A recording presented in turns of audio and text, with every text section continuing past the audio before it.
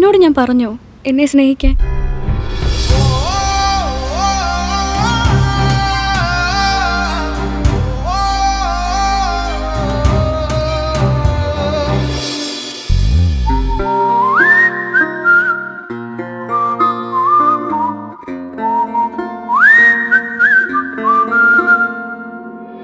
കാറ്റിനോടും കിളികളോടും പറയുമുന്നിനി ഞാൻ, ഈ തുഷാരം എന്റെ മാറിൽ ഈറനാകുന്നു. ആരു നീ, ആരു നീ, ആരു നീ, ആരു നീ. കാറ്റിനോടും കിളികളോടും പറയുമിന്നിനി ഞാൻ.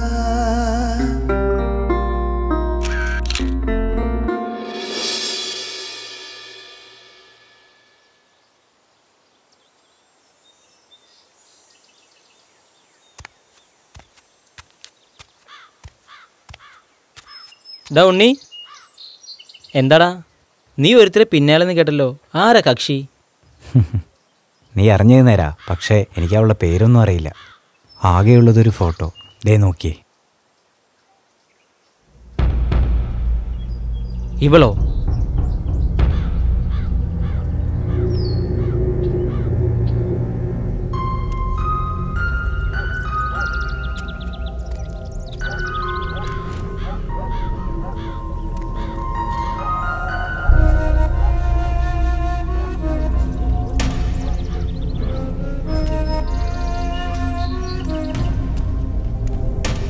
എന്താടാ?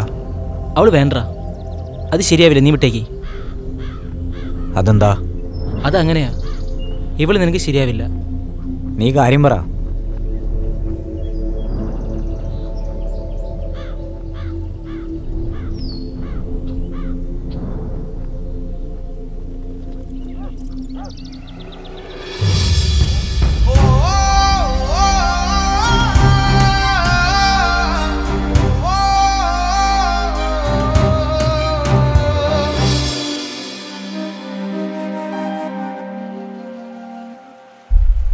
തനിക്ക് എന്താ അറിയേണ്ടത്?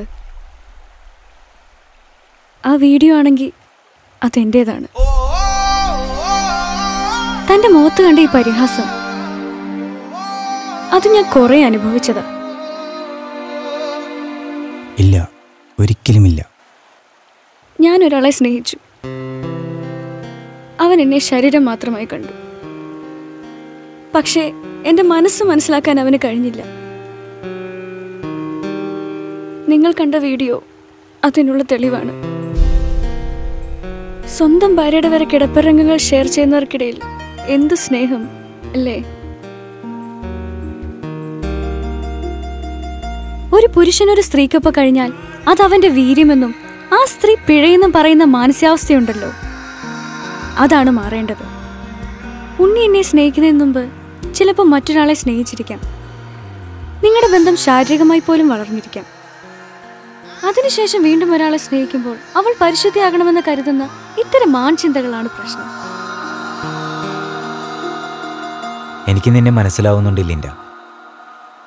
പക്ഷെ അതുകൊണ്ടായില്ലല്ലോ. അവന് പകരം നീയാണ് എന്നെ ആദ്യം സ്നേഹിച്ചിരുന്നെങ്കിൽ ഞാൻ ഈ പുഴയിൽ അലിഞ്ഞു ചേരില്ലായിരുന്നു. എനിക്ക് നിന്നെ ഒരുപാട് ഇഷ്ടമാണ്. പക്ഷെ നമുക്ക് ഒരിക്കലും ഒന്നിക്കാനാവില്ല. കാരണം ഞാനിന്ന് വെറും ഒരു ആത്മാവ് മാത്രമാണ്.